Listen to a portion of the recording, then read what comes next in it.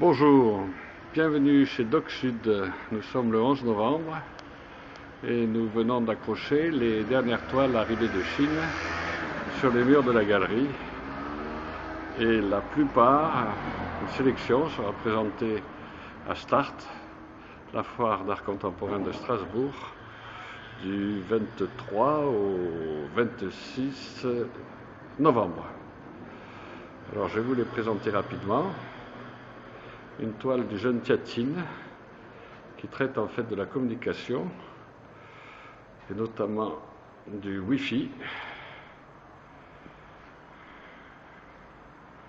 Voilà, un petit détail.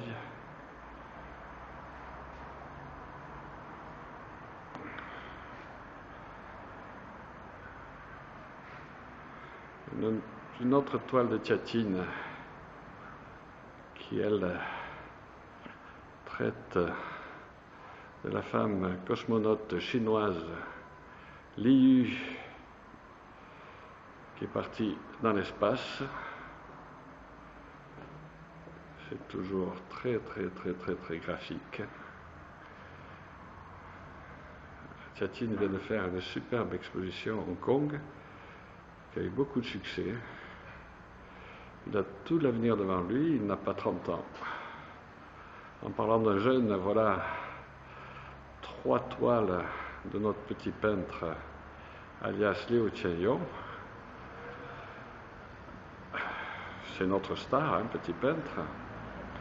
Il vient là le 7 novembre, c'est-à-dire il y a 2 ou 3 jours, un triptyque de 3 fois 2,10 m, donc de 6,30 m de large multiplié par 2,30 m de haut, vient d'être installé pour une expo collective chinoise. Ils sont une dizaine d'artistes chinois sélectionnés par l'État chinois au musée d'art moderne de Moscou, au MoMA de Moscou. Alors inauguré en grande pompe par le ministre de la Culture chinoise, le ministre de la Culture russe. Et eh bien nous, on a vraiment, c'est un grand honneur et un grand plaisir, car nous travaillons avec Liu Qianyong d'une manière tout à fait soutenue, hein. Droit de premier regard, exclusivité sur l'Europe. Et ça fait quand même maintenant 3 ans que notre collaboration tient et ça se passe bien dans le plaisir et la réussite. Nous vendons pratiquement toutes ces toiles. Ici, quelques bustes en inox de Shen Qingdong. Voilà, le marin, le pilote, le soldat, et ici le policier, les mineurs et le fermier. Ma préférée, c'est ce petit marin là qui est absolument craquant. Un autre artiste, tout jeune aussi, 30 ans, Li Baochun, c'est ça. Li Baochun qui a déjà eu l'honneur d'être exposé au Louvre en compagnie de Zhao Wuqi, Xiang Xiaoshang en 2010, je crois, sur une expo collective de peintres chinois. Et nous travaillons aussi avec lui d'une manière totalement soutenue.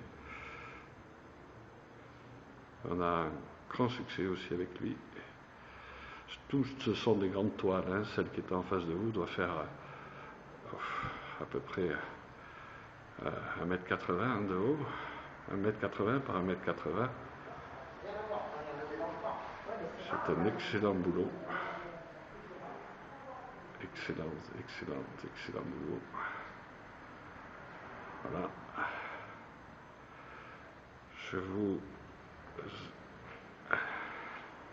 montre rapidement l'espace de l'artiste Puyello, dont nous gérons les 3500 toiles laissées à sa mort en partenariat et exclusivité avec ses ayants droit. C'est le peintre de 7, hein, il n'a peint que 7 toute sa vie. Revenons aux Chinois.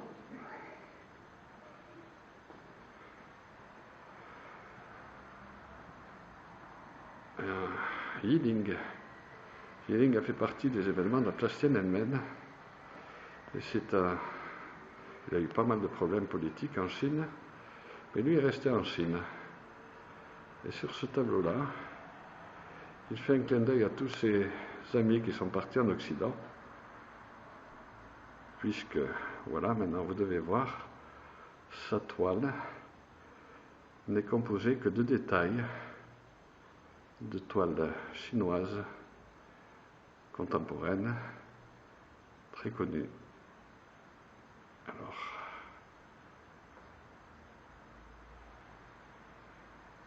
je m'arrête un petit peu. Voilà. Yiling. Un autre Tiatine.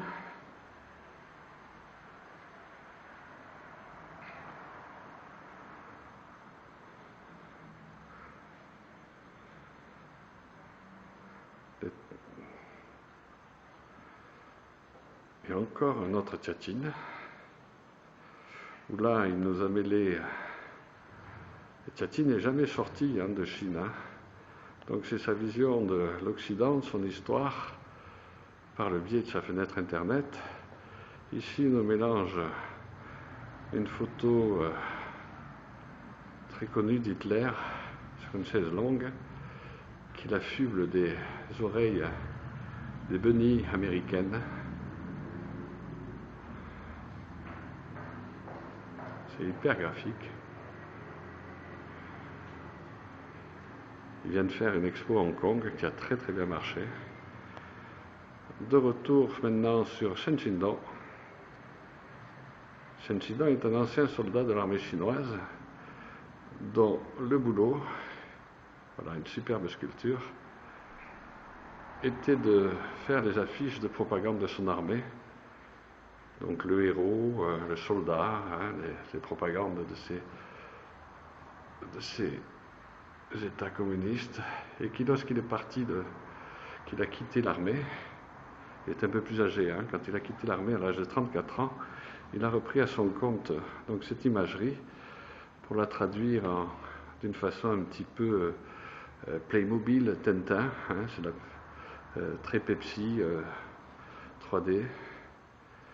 Et voilà, en Chine, tout le monde connaît le travail de Shen Qindong.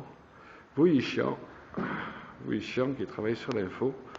Les 3 toiles que vous voyez là sont uniquement composées que de papier journaux. Donc on est dans le collage, on est dans le dessin, on est dans le graphisme aussi. Wu Yixiang vient travaille avec la fondation d'art Siemens en Chine. Et son travail aussi commence à être reconnu internationalement. Alors là, vous voyez, il part de papiers journaux sur lesquels il va au départ déformer l'info par ses dessins et puis rajouter ces bouts de papier mâché, hein, de papier de journaux mâché pour faire une composition. C'est un excellent boulot. Voilà. Encore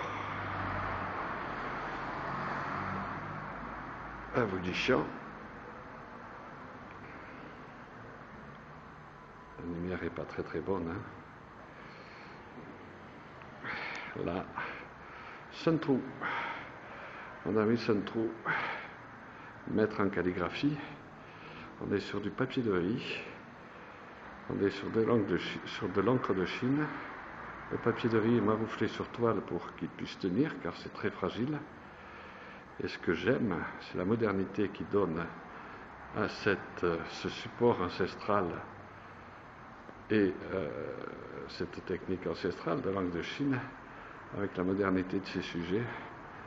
Ce singe assis sur ce siège est carrément génial. Et là, ma dernière découverte, il s'appelle Li Shigong. C'est une toile qui doit faire 5 mètres de large sur 2 mètres 30 de haut. Regardez bien, en fait, ce sont 2 fauteuils Et sur la droite, vous avez un personnage qui donne de la profondeur. Le Qigong vient de la pub et de la BD. Et en fait, au départ, il travaille sur papier. Il a fait des milliers de dessins et qu'il assemble sur papier et qui sort en digigraphie. Et là, c'est l'évolution de son boulot. Les dessins deviennent taches de couleur. Il vient de faire une expo en Californie qui a très très très bien marché. Et moi, je vais essayer de lancer en Europe. C'est, à mon avis, carrément génial. Voilà. J'ai pas assez de recul, j'ai la grandeur du tableau pour vous le filmer avec mon petit appareil de téléphone. Voilà, bien que c'était un petit tour dans la galerie Doc Sud. Si vous voulez en savoir plus, nous serons à Start du 23 au 26 novembre. À bientôt donc.